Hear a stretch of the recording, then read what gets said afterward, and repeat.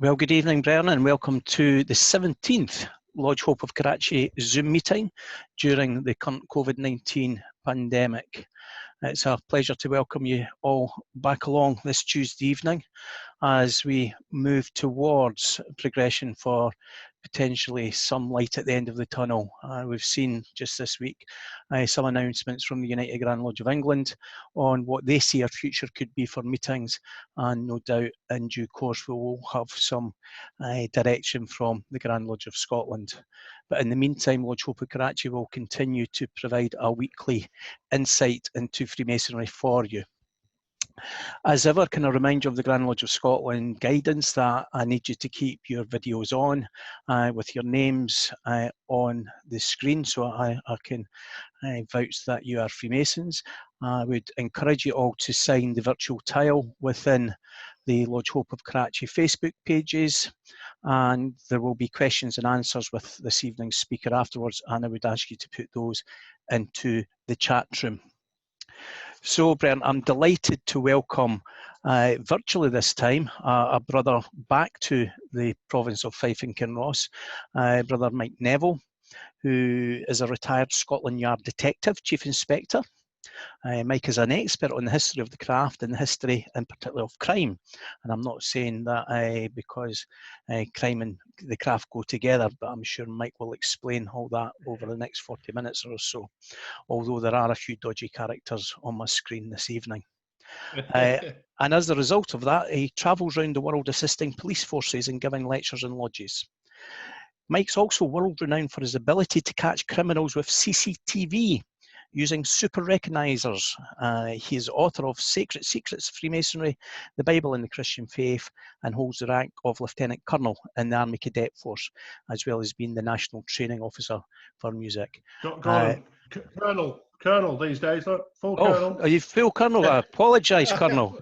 I apologise. So, it gives me the greatest pleasure, Colonel, to hand over the floor to you this evening to talk to us about one of your passions. Okay, thank you so much, Gordon, and good evening, brethren. Some of you I've probably met, and it's always a pleasure to visit Scotland, which I consider to be the place where Freemasonry, as we practice today, originated. So my talk today, as Gordon has said, is on crime and the craft. I'm going to show some pictures. I've always tried and bespoke it, so I've included some Scottish goodies and some Scottish baddies, and you can see the influence of Scottish Freemasons on crime and the like. So I'm going. I think. Can I share? You'll have to allow me to share a screen, Gordon. You should be able to share your screen. No, it's disabled. You might have to change me to the host. If you go on the right side, you might have to change me to be the host to do that.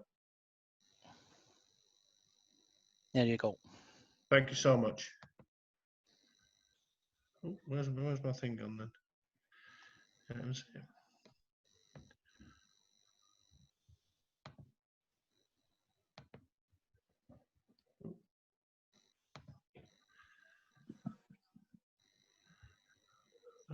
Where's he? I'm trying to find my. Why isn't my PowerPoint coming up on the screen? You should be able to share, and you've definitely. I've got it on my screen right now. Let me have a look.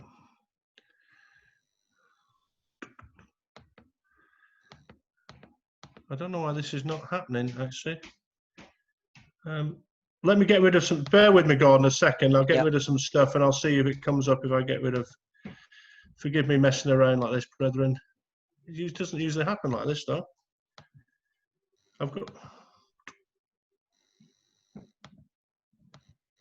it there. Yeah, we can see that coming up now, Mike. Yeah, you can see it. Okay, and I'm going to. Right, you can see that, brethren. Sorry about that. So as you can see, there's the cover of my book. As Gordon said, I'm a sort of Masonic historian, and I love the history of crime. So let me take you through some interesting stories. You may not be aware, but forgive there's any crazy noises, but the most senior Scottish Freemason, and by default, really, the most senior British Freemason to be executed was the Earl of Kilmarnock, who was the Grand Master, as you can see, in 1742. The Earl of Kilmarnock threw in his lot with Bonnie Prince Charlie, who was on the Jacobite side, whilst his son was on the government forces side. Now, the Earl of Kilmarnock retreated all the way back. He retreated. Oh God, straight on. He retreated all the way back to Culloden, and he was riding round on his horse. And he thought he was riding into his regiment, but he wasn't. He made a mistake. It was a bad mistake. He rode into the government's forces side, and he was captured. And he was actually tried in Southwark.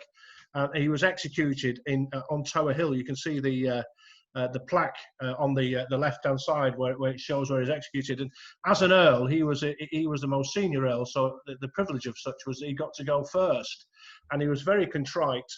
And he apologised for his wickedness on the scaffold, and he put his head down, and with one blow of the axe, his head was chopped off. Now, the next to go was the Earl of Balmerino, who wasn't a Freemason, but he got on in the scaffold and made all sorts of rude gestures, declared his support for Bonnie Prince Charlie and the Jacobite cause. And when he put his head down, it took 3 blows of the axe to chop his head off. So I think the lesson there, brethren, if somebody's going to chop your head off, keep your mouth shut, because you're never going to win the argument. But moving on, this is the Scottish influence, for good and bad, on Scotland Yard. So in Scotland Yard, originally it was formed in 1829. And there wasn't a detective department until 1846, when somebody tried to murder Queen Victoria. But the detective department was very small, and it had 4 chief inspectors. Now, in the 1870s, a man called William Kerr, who you can see in the centre, was originally from Dunblane. He was a Scottish Freemason, and he was a very clever swindler. And he teamed up with a man called Harry Benson, who you can see in the middle left, who wasn't a Freemason. Benson was a swindler as well, and he spoke several European languages. And they hit upon a scheme where they were going to bribe jockeys to win or lose. But what they told the people, of course, is that they had a top tipster. And they relied on people's greed, really. It's called, in the police, it's called a long firm fraud. So what you do is you take people into your confidence. So people would put money on 2, 3, 4 times. They'd always pay out the bets. And they waited to people to get greedy, and they put on a load of money, and they would steal the money. Now, to do this, they needed a premises, and the office you can see in Northumberland Street, top left, it still exists. It's near Charing Cross today. And that office was owned by a man called Flintoff, who was also a Freemason. And to rent it, they obtained the services of Edward Froggatt, you can see him middle centre, who was a London Freemason and a dishonest solicitor. Who could believe such a thing existed? And they moved into that premises there, and they were absolutely making a fortune. At one point, a French woman put £40,000 on a horse, which they stole. Now, that's worth about £1 million today. And what he would do, Kerr in particular, he would get the train from King's Cross up to Edinburgh, launder the money into Scottish banknotes, which he thought were untraceable, and then come back. So it was a very sophisticated criminal scheme. But they knew if they carried on, the police would show some interest. And literally across the road from Northumberland Street is the original Scotland Yard. And there were employed there were 4 chief inspectors, who you can see in the corners, Meiklejohn, Drusovich, Palmer and Clark. Meiklejohn was also a Scotsman. He was originally from near Stirling. He is possibly the most corrupt detective ever at Scotland Yard. He received thousands of pounds in bribes from Kerr in property, gold, cash and jewellery to keep quiet or warn Kerr off of any police interest. If you go on the internet, it'll say Meiklejohn was a Freemason. He certainly wasn't a Freemason. But he also corrupted Chief Inspector Drusovich, who you can see top right, and he also received thousands of pounds to warn off the villains. And allegedly he corrupted Chief Inspectors Clark and Palmer, who were Freemasons in London. As it was, Kerr was eventually arrested. He was arrested by a man called John Littlechild, who was a Freemason. He was a very good detective in his later years, who formed what's now the Special Branch or Anti-Terrorist Squad. Kerr was arrested. He was taken to the Magistrates' Court. You can see bottom left. And at the magistrates' court, the dishonest solicitor Froggatt approached him and said, Brother Kerr, this is to Flintoff, who's the mason who owns it. Brother Kerr is a mason in distress. If you give evidence against him, he'll go to jail. Now, what did Flintoff do? Well, Flintoff took the right path and said, sir, he is a scoundrel who does not deserve to be a Freemason. He gave his evidence, and Kerr went to prison with Benson. But they were offered a deal that if you give evidence against the alleged corrupt officers in this, you will get a lighter sentence. And this follows the 1877 trial of detectives. This is the first ever police corruption trial. So I'm just going to click on my screen. Oh. And so the evidence against Meiklejohn and Drusevich was damning. They'd received lots of cash and property and jewels over a long period of time in several payments. The evidence against Chief Inspectors Palmer and Clark was not so much. Clark seems to be dragged into it because he is he's one of the four. The evidence against Palmer was that at a date and time, he'd sent a telegram in a false name to Kerr and Benson, telling them that the police were interested in them. Now, at the Old Bailey, this is where the most Masonic evidence has ever been given, I think, because at the Old Bailey, the secretary of the Dramatic Lodge, which met in the Strand, came to the meeting and said there's no way that Palmer could have sent that telegram, because at the date and time on that telegram, he was at a lodge meeting and he was the junior warden who sat opposite me as secretary, and he never left the lodge. And neither could Clark have sent it, because he was the inner guard at that meeting and he never left the lodge either. And 4 or 5 other members of Freemasonry who were at that lodge meeting came to the Old Bailey with the attendance register and said there's no way that they could have sent that telegram. And so I'm clicking on admit people. And so now we come to the jury. So who was guilty? Well, there was no doubts that Meiklejohn, the chap originally from Stirling, he was guilty for corruption, sent to prison. So was Drusevich. Clark was found not guilty. But surprisingly, given all the evidence from the Freemasons, Palmer was found guilty and sent to prison, which I think is badly treated. But as a result of this case, the entire detective department was disbanded and the CID was formed. So that's the CID owes its origins to a very corrupt detective, Meiklejohn, and Kerr being a Scottish Freemason. But let me turn to a goody Scottish Freemason now.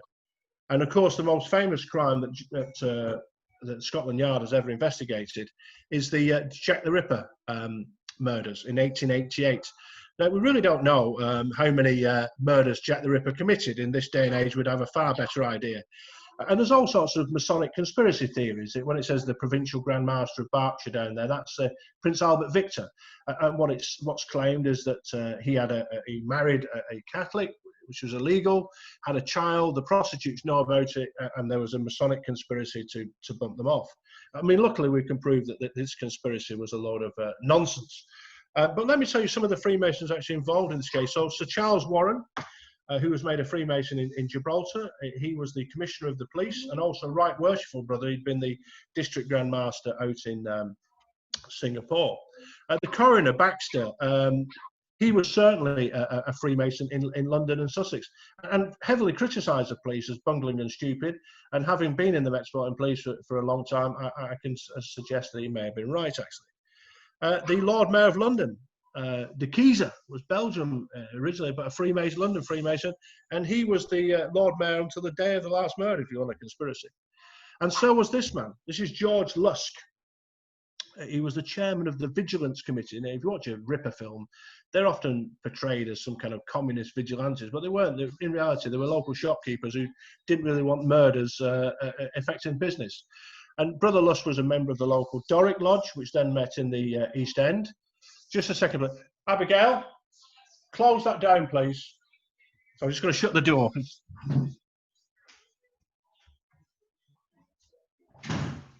Children with loud things. And Brother Lusk received this letter from hell, which is, if you know the Johnny Depp film, this is where the title came from. Dear Mr. Lusk, here's half a kidney, other half I ate and fried. Now, to me, if Jack the Ripper was a Freemason, surely he would have signed it to yours sincerely and fraternally, Jack the Ripper, but he obviously didn't. But this kidney, of course, ended up at the London hospital. If you think of crime today, we could have got DNA or fingerprints from that, from either the victim or the offender, and we certainly could have done toxicology. In 1888, they could just about say it was a human kidney, so it just shows the level of it. But in my inquiries into this case, I found over 40 Freemasons involved in the Jack the Ripper case as suspects, as witnesses, as police officers, as detectives, as doctors, as coroners, as whatever else. Now, does that mean there's a Masonic conspiracy, or is it simply Victorian society where lots of men were Freemasons? I suggest the latter. But you may have heard in the press that it was solved. And this man on the left is a Scottish Freemason. This is Donald Swanson. He was he's a Scottish craft and also advanced the mark in Thurso. But he came to London as a detective. Now imagine in 1888 coming from the Highlands of Scotland into London as it was and working in the East End. It must have been quite an incredible change, really.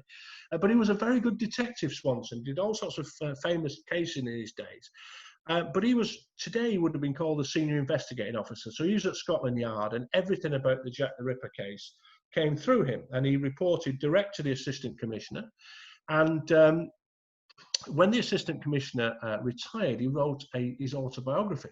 And in that autobiography, he said this: unsolved murders are very rare in London, and Jack the Ripper is not in that category. So what he's basically saying is it was solved. But then he said, I cannot name the killer. Now, that book, a copy of that book, was handed to Brother Swanson as a gift. And 100 years later, his great-grandson was looking through that book, and he saw all sorts of pencil notes that Swanson had written. And where the assistant commissioner said, I cannot name the killer, Brother Swanson has said, Kosminski was the suspect. So who was Kosminski? Well, Kosminski was a Polish Jew, a man of little consequence, really. And I want you to imagine how the police solved crime in 1888. So that, as I've said, there was no fingerprints, there was no DNA, there's no toxicology to speak of, no CCTV in my expertise. In fact, there was very little.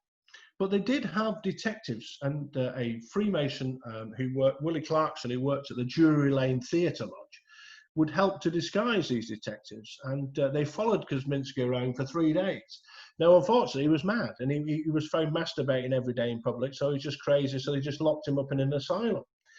But that shawl you can see in the middle there, they did DNA analysis on it, and that shawl was supposed to belong to Catherine Eddowes, who was a victim of the Ripper on the 30th of September 1888.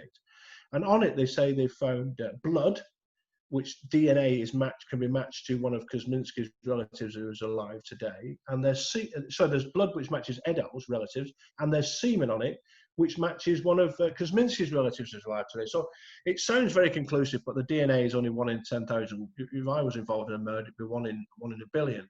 But the facts are that if the Jack the Ripper case was solved, it was solved by Brother Swanson, who is a Scottish Freemason and also a London Mark Mason.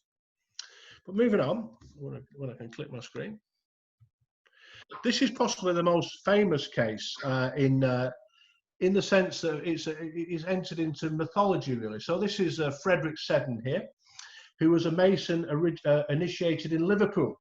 Now, being from near Manchester, I can tell you that I know that all Scousers are really bad, so nothing surprises me here.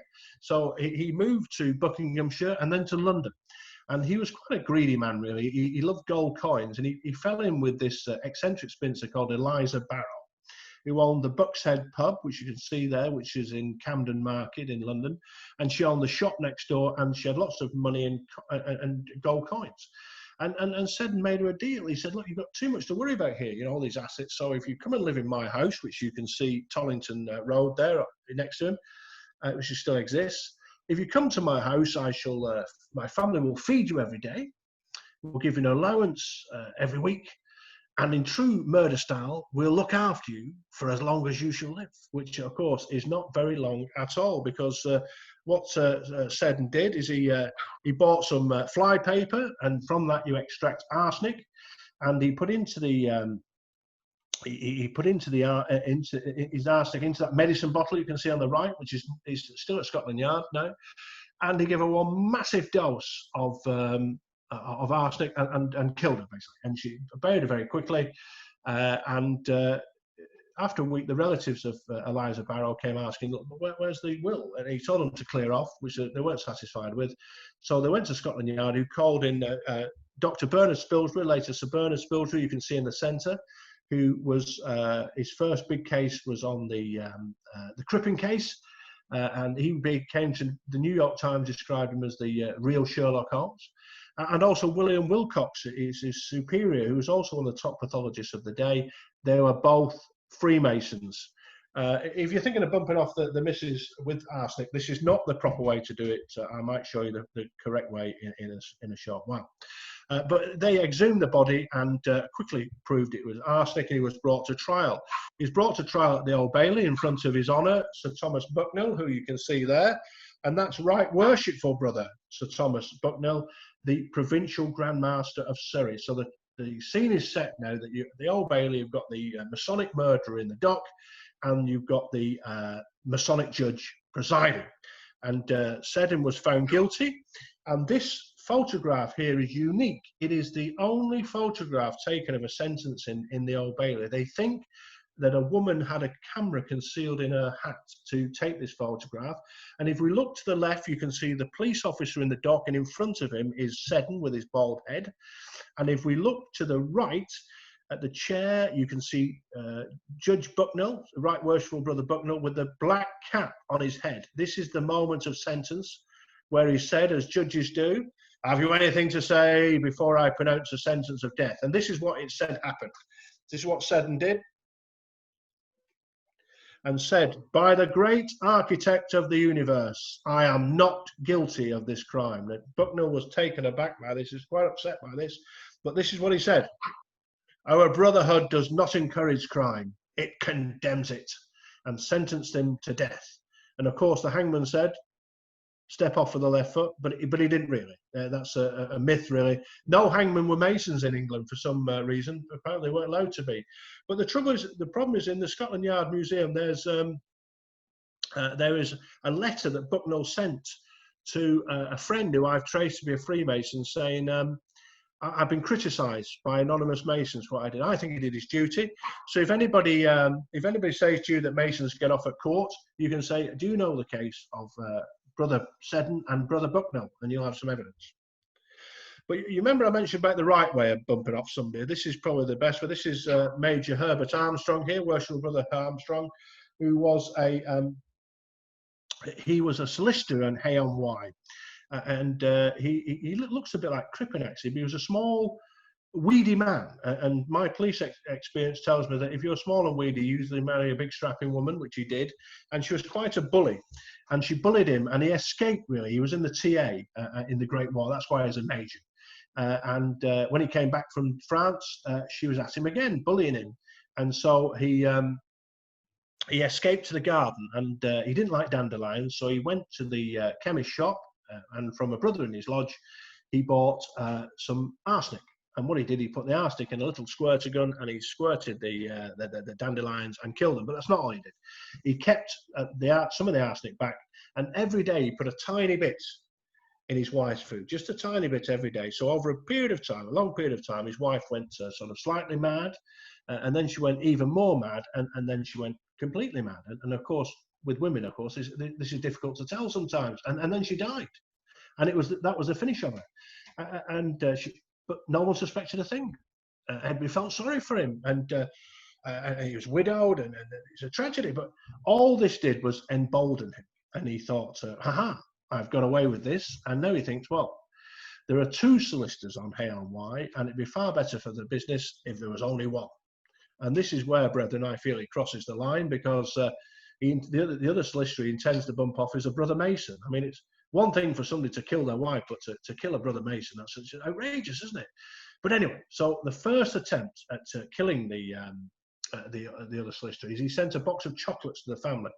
And the family all ate them, and they're all violently ill, but not dead. And when they were later examined, every chocolate had a little hole in the bottom, which matched the dandelion squirter gun. Having failed in that endeavour, he now tries what must be the most British method ever of murder. And there's no axe in the back here or anything. The murder weapon of choice was an arsenic-laden scone. And the famous phrase, which was repeated at court, was "excuse fingers," as he politely passed the scone to the other solicitor, who ate it, but was violently ill but not dead, and he fled for his life. The police were called, and Scotland Yard were called in. Who did they call in? Brother Spilsbury, you can see with his microscope there, and Brother Wilcox.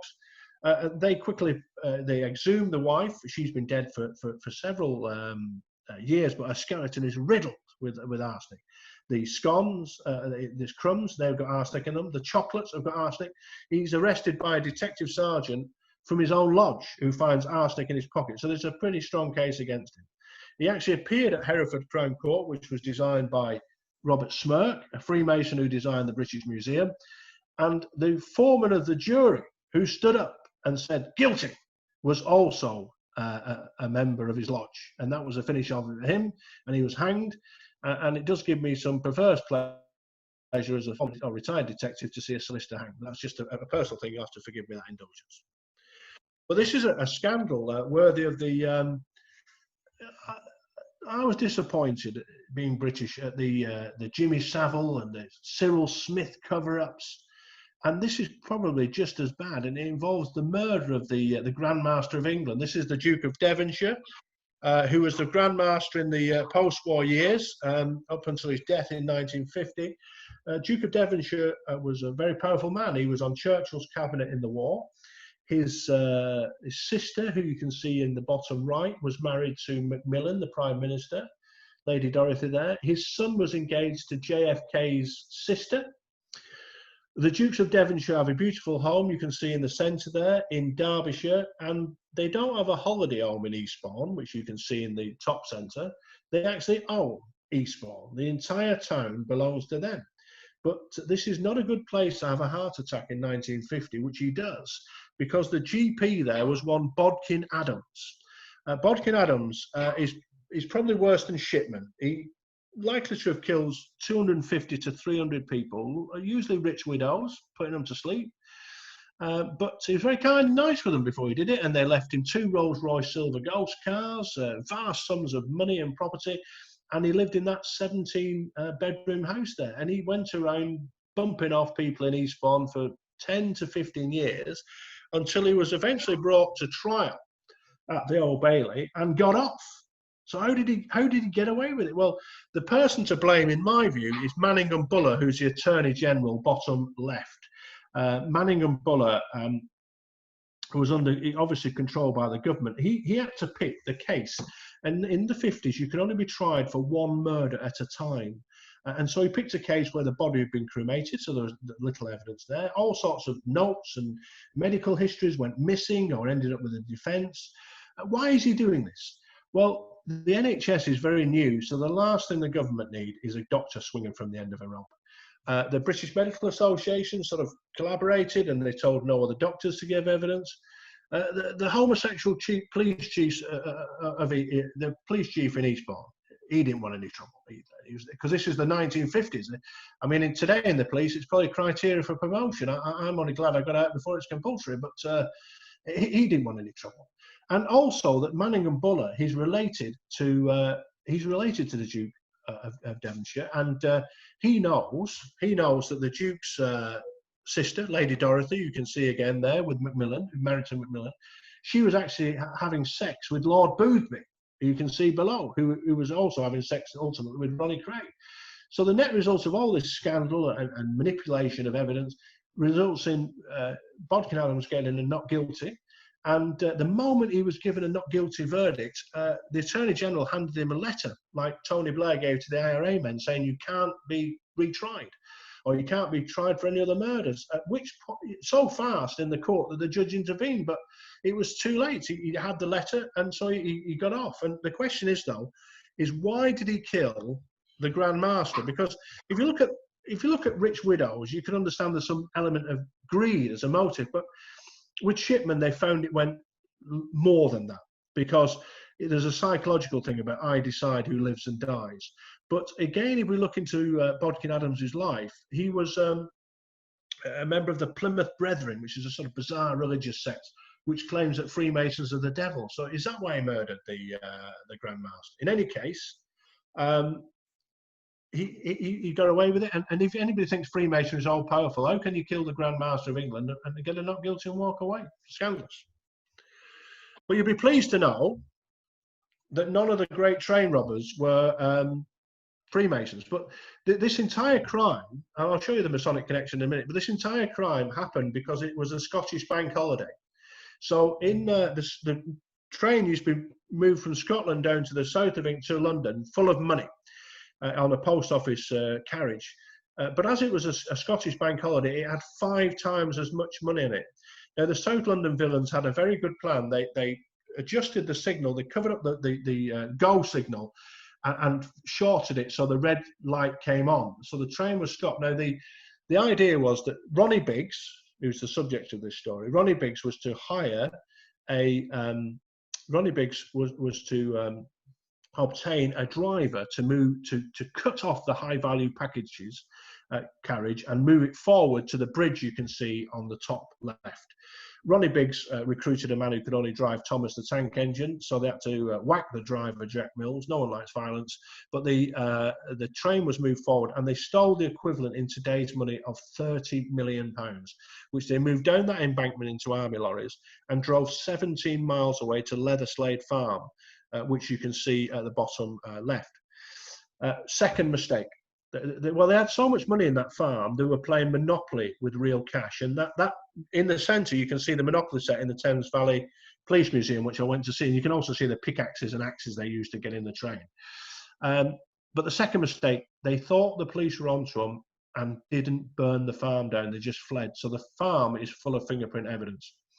Now, the farm was discovered by Brian Woolley, a young policeman who is a Freemason. He's in his 80s now, Brian, and he was telling me that he was frightened out of his wits, but he found the farm, and the Scotland Yard flying squad was called in, and the fingerprint experts, one of them I met again, of course, is a Freemason, and the villains were quickly arrested, as you can see, including Ronnie Biggs. But Ronnie Biggs jumped over the wall of Wandsworth Prison. You can see onto that furniture van. He then went to France and had a plastic surgery. He changed his face, and that's significant in this story. He then went to Australia, and then we all know he ended up in Rio. But of course, the 1970s, the police don't know this.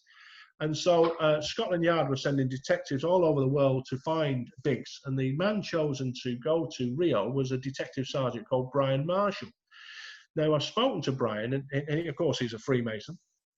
And he said, I've got my tickets and orders to go to Rio. He said, but I was going to be on my own. So the next thing I did, I walked out of Scotland Yard and I wandered up to Covent Garden to go to Grand Lodge. And I spoke to Grand Lodge of England and said, you know, is there a lodge I can go to in Rio? And they said, oh yeah, there's a lodge there and it's full of expats, British. Here's the address. So he went to Rio, he made some inquiries and got nowhere really. But then he went to the lodge meeting, and at the lodge meeting he said, has anybody seen anybody new Englishmen in town? And somebody said, yeah, there's a guy who calls himself Michael who's a chippy, he does odd jobs. And so he arranged to meet this man by the cafe, by that big statue of Christ you can see. Now, when Brian Marshall, Brother Marshall, saw this man coming up the hill, he thought, well, he does look a bit like Biggs, but of course he's had plastic surgery, so he doesn't know. So they had a cup of tea together and discussed fictitious work. And when the man left, Brother Marshall scooped up his cup and saucer and shoved them in his bag. He ran down the hill to the British Embassy, and the embassy flew that cup and saucer to Heathrow. It was couriered to the yard. And at Scotland Yard, the fingerprint expert said it was Ronnie Biggs who had his hands on that cup and saucer. So it was intelligence gained at a Masonic meeting that found Ronnie Biggs in Rio. So if you think you've had some good conversations, that's probably the best one. But what about these two? These two, the Cray twins, vicious gangsters in 60s London. You'll be pleased to know they're not Freemasons, albeit I think they would make either a good treasurer or a good charity steward if you needed such. But Ronnie, who's in the foreground, he shot George Cornell in the face in the Blind Beggar pub, you can see, and then his half-sane brother Reg stabbed to death Jack the Hat McVitie in a flat in East London. What's the Masonic connection? It's a good one. They were arrested by a Freemason, Brother Nipper Reed. You can see, I went to see Nipper, He died recently. He's 92, but he's a lovely man. And I said to him, Nipper, you've been in the lodge 50 odd years. Like, why have you never been the master? And he said, oh, it would have been hard work. I imagine it was harder work catching the craterings, but a top man and a Freemason we can be proud of. But let me tell you this story. This shows how, and you might have to help me with the pronunciation here, actually, but this shows how accusations that Freemasons let people off at court is a nonsense. So in the 90s, Tony Williams was the Deputy Director of Finance at Scotland Yard. So he controlled millions of pounds. He also controlled the IRA Informers Fund. And you can imagine that the less people who know who's being paid, the better. So he had a blank check, basically, and he signed them himself. And he actually wrote himself out checks to the value of £5 million. And he set himself up, bearing in mind he lives in Surrey, he set himself up as the Laird of Tomintoul and in the Highlands. And what he did, he bought the hotel and the golf club and everything. And everybody in the village there thought he was a wonderful man because he supplied all this work and he did up all these facilities. But at one point, somebody in Scotland Yard said, there's a lot of money going missing here. What's going on here? So they started to investigate it, and the man tasked to investigate it is on the bottom left. That's Commander George Churchill Coleman, a lovely man, and he was one of the assistant provincial Grand Masters in Surrey. He was in charge of the Scotland Yard bomb squad, and he investigated it, and his sergeant came to see him and said, Governor, I've found out who's doing this. It's a man called Tony Williams, who's also a Surrey Freemason. And he said words to the effect of, I really don't care what he is, get him arrested and get him here. So Williams was arrested, and he appeared at the Old Bailey in front of Judge Verney, who you can see there. Judge Verney was the Deputy Provincial Grand Master in Buckinghamshire. And during the course of the trial, Tony Williams made all sorts of Masonic signs and all this sort of business, and he was eventually found guilty. And he was sentenced to 7 years in prison. And after the trial, Judge Verney called in George Churchill Coleman and said that character was going to get 5 years, but he got 7 for that performance. So it just shows that Freemasons like Judge Verney and George Churchill Coleman have got real honour. And so that man actually received more punishment for being stupid. So a good time.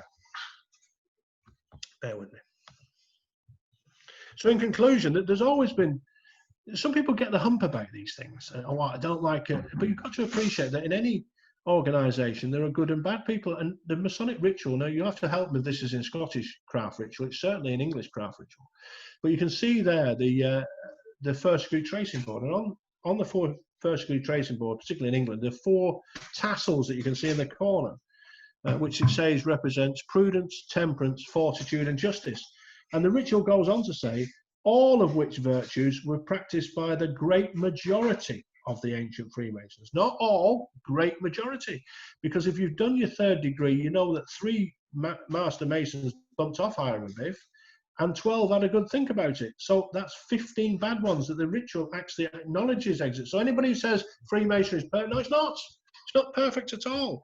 And so we have to acknowledge that this evil man, Kenneth Noy, who was a fence for the Brinksmatch robbery, murdered a police officer, John Fordham, and a young lad on the M20. We have to acknowledge he was a Freemason. He was, but we can say that he was bad and he was thrown out. Likewise, Seddon, the Scouser, who tried to make Masonic signs, he was hanged. And this lunatic Breivik, I went to Norway. I went to Norway to help the Norwegian police after his bombings and shootings. But again, he was, as soon as they found out he was bad, after 4 meetings, that's all he'd been in, he was thrown out. But for every one of these bad people, I suggest there's 10,000 good Masons. And I'd like to draw your attention to this Scotsman here.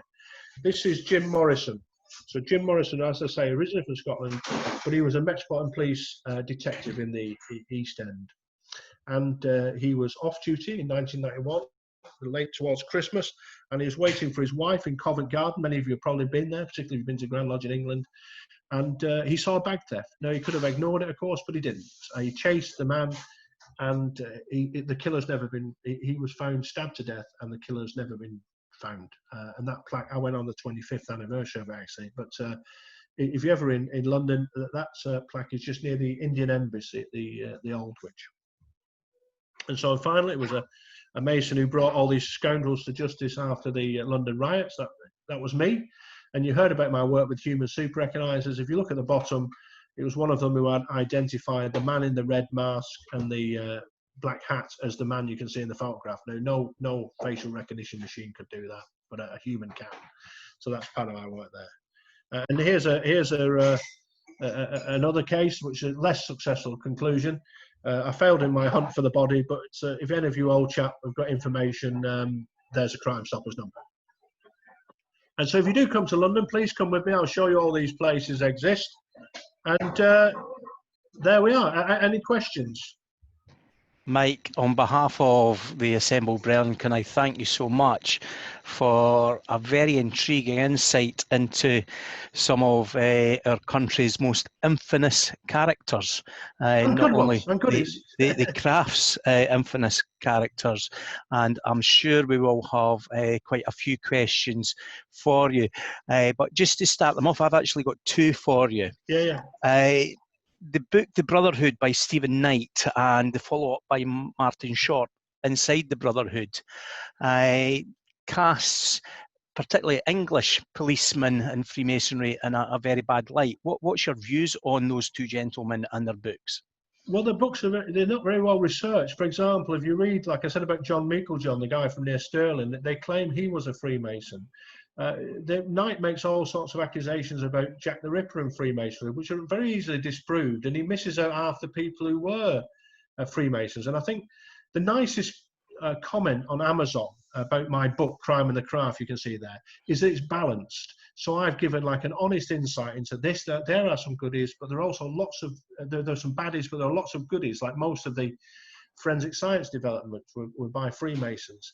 So I think what Knight did and the follow-on book, they just grab hold of half a story and then make it as bad as possible. And you can see the confusion in this trial of the detectives, that some of the Masons are goodies, some of the Masons are baddies. The Mason who's a baddie is arrested by a Mason. Half the solicitors were Masons. The barristers who prosecuted were Masons. So it's a confusing world, and those books are written from a very anti-Masonic viewpoint rather than a facts-based viewpoint. Okay, thank you. I would encourage any of the brethren here who've not read either of the books, just to read them. As Bob Cooper would say about Masonic phobia, it's good to see what our detractors actually write about us. They are like entertainment, brethren, I would say that. So, do we have any questions for Mike Byrne? So from Ian Walk, Mike, for you. Yeah. Is Freemasonry perfect? No, well, just perfect and regular, I suppose. But no organisation's ever going to be perfect. We can be very careful about who we bring in, and we can be very good about our aims. But human nature is flawed. So just like there are bad Catholic priests or bad corrupt detectives or a rogue scout leader or whatever, a bent judge. But the vast majority of Catholic priests or Freemasons or scout leaders are decent, honourable men who want to do the right thing to help society. So I think in any organisation, you know, I went to the Athenaeum Club in London, and it's got some great members there, you know, Robbie Burns, Rudyard Kipling, Duke of Wellington, and then it's like Karl Marx, Jimmy Savile, you know, so it's awful, you know. So every organisation is going to have bad people. I mean, look, thank the Lord that Cyril Smith and Jimmy Savile weren't Freemasons, else would have been tarred with their brush as well. So no, we're not perfect, but no one, only the Lord is perfect. Okay, thank you. You mentioned the museum a few times. Are there, somebody just added another one, are there many Freemasonic articles in there? And if so, what's their stories? Well, the stories are what I've told, really. So in the museum, the Crime Museum at Scotland Yard, it was called the Black Museum, but they had to change the name. But the Crime Museum, they put some of the articles in the public domain. So they've got the pistol that you know Ronnie Cray shot George Connell in the face with. When I mentioned about Brother Seddon, they've got the medicine bottle he used. Hay the same. They've got the same. All the documents. They've got the letter from Brother Bucknell who hanged Brother Seddon. So they've got all those sort of artifacts. They've got some wonderfully awful things as well. I don't know if you know about another Scotsman actually who wasn't a Freemason, was Dennis Nielsen, who was as a soldier. He's a catering corps guy, and then he was a policeman for a short while. But what he used to do is he used to he was gay, and he would meet men and kill them and then dress them so they were waiting for him when he came home. So it was called killing for company, so he wasn't on his own. But he used to chop them up and dispose of them. And he used to boil their heads up in a pan, a big pot, and then flush it down the toilet. But he used to also make a curry for his job centre people using the same pot. So they found out after he was convicted that the pot they'd been eating the curry out of, he'd been boiling people's heads in. But that pot is in the museum with the cookery cooked on. So there's some rather macabre items in there. Okay, thank you, Mike. Before I ask you the next question, I'm going to ask for my lawyer to be present to suggest that I'm only asking the question on behalf of this brother, and he's asking where can he get flypaper? Well, any good DIY shop, I imagine. You see, so I remember what I told him. Remember what I told him. Remember what I said. Don't do one big dose. That's crazy. So did you get that past provincial grandmaster of Stirlingshire? Do it gently. Mike, who's the worst person you've arrested, both ordinary and Freemason? I can't honestly say I've arrested a Freemason. No one's ever identified. So the most horrible person I dealt with was a man who, I can understand people who rob banks. I come from a council estate, so I can understand who organise bank robbery. I can quite admire them in a way, and it's a bit of a cat and mouse game, catch them, cops and robbers. You know, when you arrest them, I can get on with people. I ran criminals who were informants who would tell me, you know, who's committing bank robberies, who's committing shootings and stuff, and I could get on with criminals. And it's a dirty job, but you have to do that. But the worst one I dealt with was a man who used to go to the Oval Cricket Ground, and he would make friends with the parents, with a young lad, and say, "Look, you don't have to come tomorrow, and I'll look after him." And in cricket, I don't know if you know this, but you have a scorecard, and you'd have the boy putting in his lap and have a thrill as the lad marked off the scores. And when we were taking his fingerprints, because you used to do it like manually then by taking somebody's finger and rolling it with ink, and he said to me, "Oh, I'm getting a thrill by you touching my fingers." And I said, "If you carry on, I'll rip the fingers out of the socket," like, you know, because it was just such a disgusting, vile individual. Like I said, I could handle people who rob banks. It's not right, but I can understand why they did it. But I couldn't understand his filthy, disgusting motives. I think many of us on here this evening can appreciate where you're coming from with that. A comment. One of the Bren, Chris McPherson's done the Ripper walking tour, and the guy mentioned Masonry, and Chris says he shut up about the Masons after I told him I was one. Is that common? Do you think? It is. There's one chap there, you know, because I do my own. I can take you around and I can show you these places and talk about all the Masons involved. But some of them talk about this Masonic conspiracy theory, and as soon as you challenge them, they don't have the answers, you see, because they've not done the research.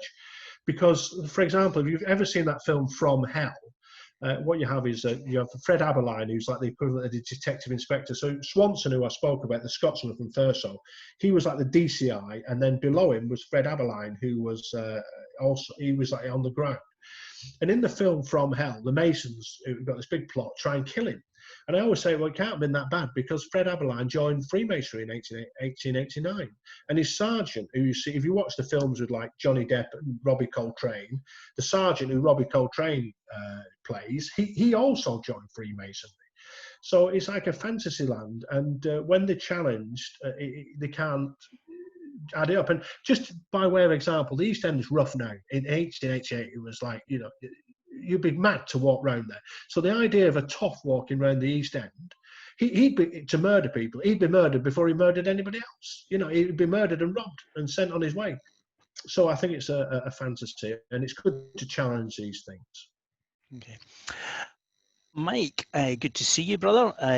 This is from Harry's iPad. What's the prospect of a lecture on your current enterprise? Current enterprise in what sense? Does he mean about my super recognizer work or the research I do? What does he mean? I think he's nodding his head at me here. I think he's talking about the super recognizer work. Oh yeah, so I do that. So I give lectures in lodges, and there's a Masonic twist to it actually. So what is really bizarre? So in about 5 years ago, the Times approached me, the Times newspaper, because there's some iconic footage from the First World War, where a man is carrying a comrade through the trench, and the soldier in question carrying the man has got no tunic or hat on, so there's no regimental distinguishing features, and this footage is on every Great War documentary, and the Times said 20 people have said that's my granddad. And so we employed a super recognizer to go through all the photographs and say, it's this guy here from the Durham Light Infantry. A friend of mine joined the lodge and we did some research, and it turns out that the man who made the film was in my lodge. So the man who made the film was in my lodge, and 100 years later, I was asked to identify it. So I said, what's the chances of that? So there's a Masonic twist to the super recognizer tale, but I certainly would gladly give a talk on that, and I do that in several. I've done that in several lodges. Okay, thank you. These presentations will be going on for many months, I believe. So I might be knocking on your door, Mike. No problem. So a question from Ian Kennedy: in the Stephen Lawrence case, was there any suggestion of a Masonic cover-up? Well, there's certain people involved. If you saw the death in the car park or something, it was on the TV recently where Daniel Morgan had an axe put through his head. He was a private investigator. There's a man involved in that called Sid Fillery. He was a detective sergeant, eventually convicted of child paedophilia, but he was a Mason at some point. But no, not really. That some of those characters in that were involved in the initial Stephen Lawrence carry on. But to my experience of the police is that the Stephen Lawrence case was not racist in any way. It was just bungling and incompetent, and it was procedural. So in the police, what used to happen with murders is that if there was a murder, if you're a good working detective, you get put on the murder squad because it was a bit of a reward because you got lots of overtime. And stage 1 was gather the evidence, stage 2 was speak to the witnesses, stage 3 and stage 4 was arrest the suspect. But they couldn't cope with it if stage 4 came before stage 2, and it was just badly. It was really badly handled. And after that, of course, they've got proper murder squads now. But it's just, I think, more incompetence than anything else. But I don't think there's any Masonic conspiracy, no. Okay, thank you, Mike. Another question from Chris McPherson, and I've heard of this case. Calvi in the 80s. Oh, right, yes. I'll tell you. P2. Yeah, so Calvi, Roberto Calvi, he's in the book. So Roberto Calvi, he was the head of the Banco Ambrosio in Milan, which controlled money for the mafia, the Vatican, and the P2 or Propagandae Due Lodge, which met in Rome, which consisted of Italian fascists and South American dictators. The United Grand Lodge of England, I think, would call it a special interest lodge, if you like that sort of thing. But in the end, what happened was Calvi's bank started to collapse. His secretary jumped out the 10th floor window, as you do, and he fled to England in like a James Bond style helicopter, speedboat. He ended up in some dodgy hotel in West London, and then he was next found hanging under Blackfriars Bridge with dollars and bricks in his pocket. No one's ever sure what happened. Was it the mafia, the Vatican, or the Masons who did him in? Having looked at the membership of P2, I think we're fairly safe on this because one of their members was Berlusconi. I mean, who could believe he'd be involved in anything dishonest? So I don't think we'll ever solve that. But P2 was a proper lodge. He could have attended a lodge in England or Scotland at the time. And of course, he's not anymore. But Calvi's in my presence. They take you to the place where he was dangling if you want. Okay. A question from the Provincial Grand Master of Argyll and Isles, Brother Dougie Island. He starts it off, Mike, with excellent lecture. And he's asking, did you ever come across a prominent Argyll Mason, the late past Master George Lyle, who was in the police in London for many years and was a member of St Molio's 774 in Arran? No, I'm sorry, sir. I've not heard of him, but you've got to imagine that the Met is vast. There's 30,000 offices in London. You know, it dwarfs. I mean, I don't know how many. I mean, of course, Scotland at the time had about 6 or 7 forces. Now you've got Police Scotland, but even that's not as big, I don't think. I think it's second to the Met. So no, I don't know the name. But if he does send me some details, if you email me, I'll find out I'll find out where he was. Okay, Dougie, if you drop me a message afterwards, I'll make sure Mike gets that. Here's another interesting question. Have you ever been impressed with a criminal or a crime? Yes, I was always impressed by the organ. I remember we arrested a guy who he was going to do a security van robbery. You know, they're always very well planned out, and it's like it is literally like cops and robbers. So I could get on with people who committed good, organised. Well, I say good, I mean well organised crime, because it was my job to catch them. So yeah, I could be impressed by people organising things. The key thing is, I always found with crime is there's 3 rules. Don't be lazy, so travel around. Don't do it in the same place unless you get caught out. Don't be violent, because no one likes that. No one likes anybody hurting. And don't be greedy. So if you steal too much, like the grain train robbers, people will be on to you. So if you're prepared to abide by those rules, you'll get away with a lot. That's why fraudsters get away with so much these days. But yeah, I quite go on with the armed robbers. I remember once driving at 70, well, I wasn't driving, but somebody was driving at 70 miles an hour. We were driving at 70 miles an hour through central London to keep up with a team of robbers. And we had these big pickaxe handles, and we were driving so fast. And when they robbed it, we jumped out and we hit them with these big sticks. It was like getting paid for a game, really, of playing rugby. So it was, you know, I thought people on a stag night had paid to be involved in this. So yeah, I quite enjoy, I like catching criminals. I still out with the police today, so yeah, good fun. Another question about your time in the police. As a policeman and a detective in London, were you ever under pressure from superiors? Yes, it could be quite.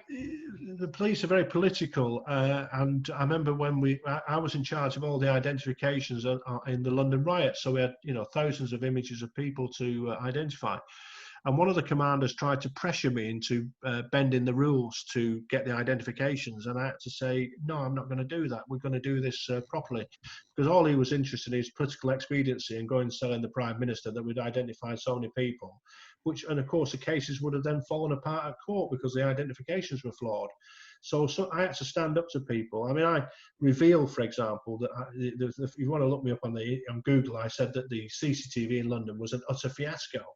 And people tried to destroy me because of that. They'd rather destroy the messenger or kill the messenger than deal with the problem. So the police is very politicised, and people who want to get on are happy to see bad things happen. So yes, they will put pressure on, but I'm the wrong person. I won't stand for it. They can be bullying and nasty, but I stood up to them and they didn't like it. So sod them. Okay. Are new police recruits asked if they are Freemasons? No. So what happened with that? So when I first joined Freemasonry in '95, a couple of years later, a letter came out saying you have to declare, or you have to say, I am a Freemason, I am not a Freemason, or I am not prepared to say if I'm a Freemason or not.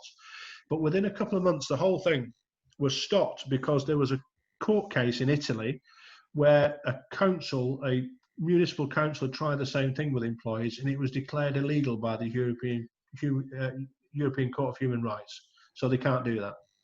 Okay.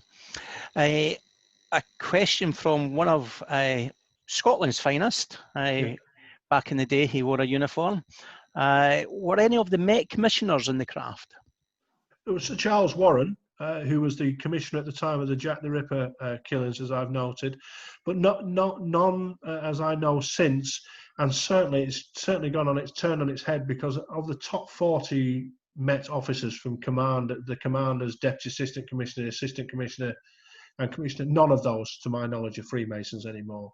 You know, there was a heyday in the 60s where commanders would have been Freemasons, like Nipper Reid went on to be the head of the regional crime squad and the like. No, not anymore.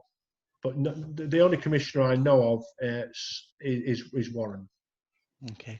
We've got a comment from Stuart Donaldson. We lodges in Scotland have had a couple of famous poisoners as well. Stuart, do you want to unmute yourself and enlighten us and enlighten Mike? Well, it's the famous Pritchard in Glasgow. Right. The nickname the Human Crocodile. The human.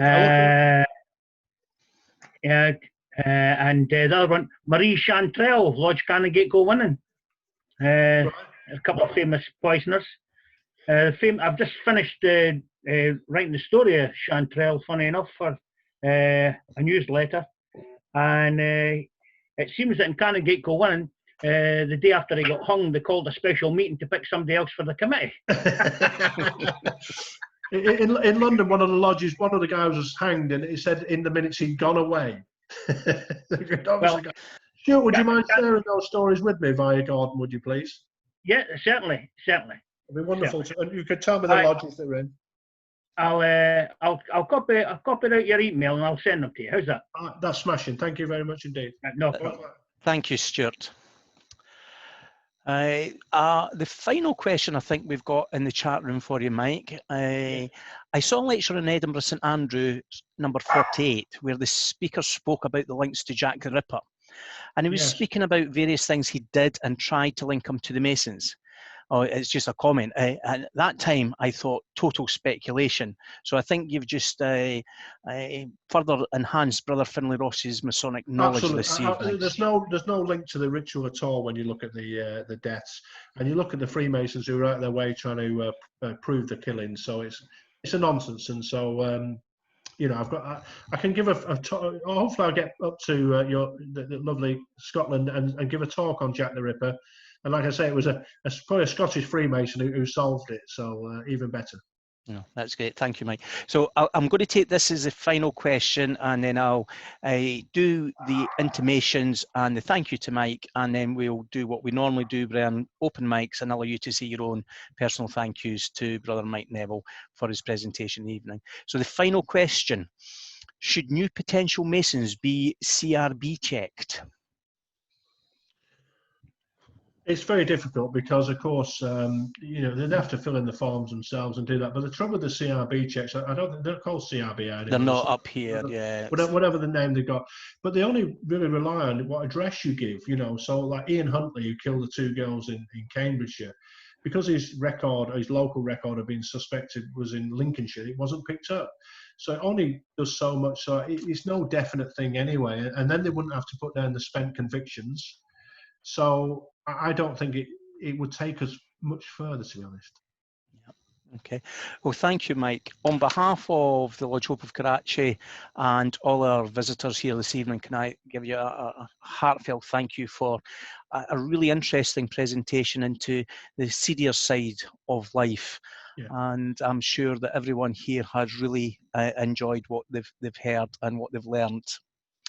Brian, just a few announcements. It's quite interesting that Brother Stuart mentioned the Lodge Canongate Kilwinning number 2, as on Thursday evening, the Grand Lodge of Scotland History and Heritage Group will be presenting their 5th in their series of Scotland's oldest lodges, and it is Canongate Kilwinning number 2, and I'm sure the part about the poisoner won't be in Malcolm McRae's presentation. But I would encourage you to join that on Thursday evening, Brian. Next week we have Brother Frederick Vouth. He's a French Freemason, and he's going to come and talk to us about the history of French Freemasonry.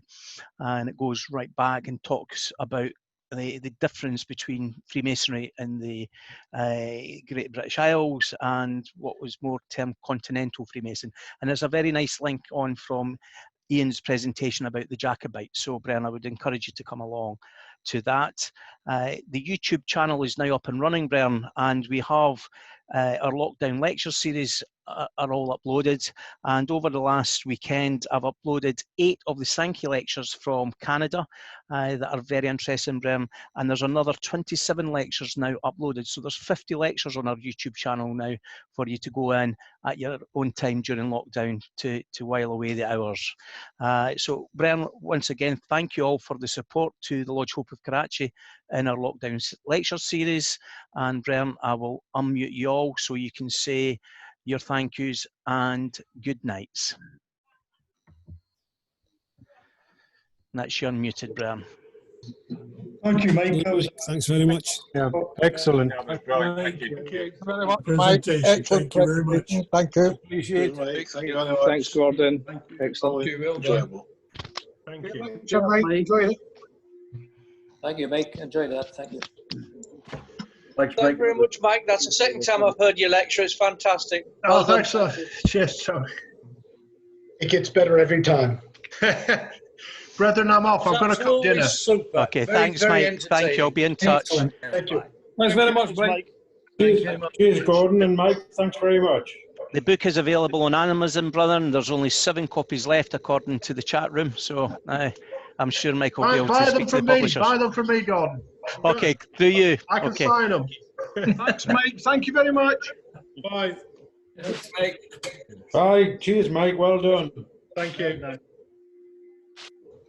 Okay, Brian, I'm going to give you 5, 4, Thank you, Good Gordon. night, everybody. Thanks, 3, Gordon. Stay safe, everybody. 2, Gordon. 1. Thank you and good evening, Brian. Good night.